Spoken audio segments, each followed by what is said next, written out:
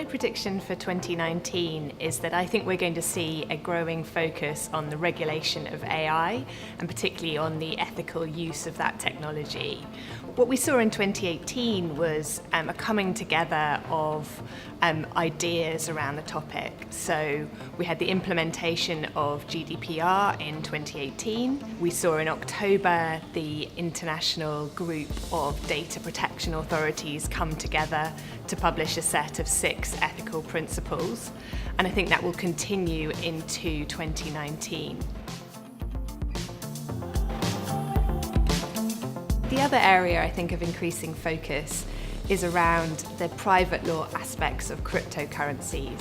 What we've seen in 2018 is many different regulators expressing views on the regulatory classification of cryptocurrencies, whether that's in the States by the SEC, who's been increasingly active in the regulatory space, or in other jurisdictions like Switzerland or Asia.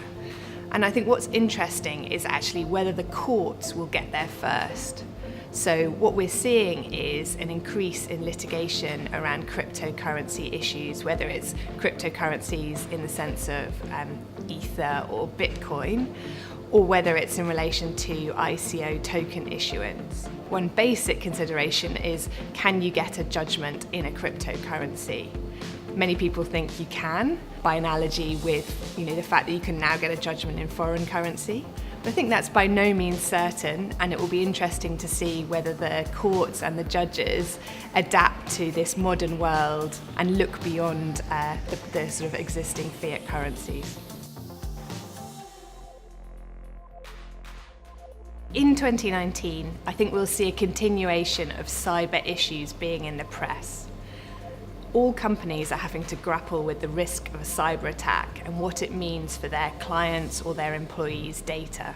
As a litigator, my interest is on the issues that follow, and I think we're seeing claimant firms mobilize in this space to think about what actions they might bring.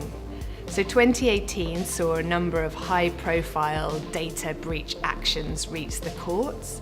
I think we'll see more of the same in 2019, and whether that's procedural creativity by claimant firms in bringing larger group or collective actions, or smaller claims where the court has to grapple with issues, difficult issues around whether there has been a loss or damage suffered by an individual whose data has been hacked and released onto the web.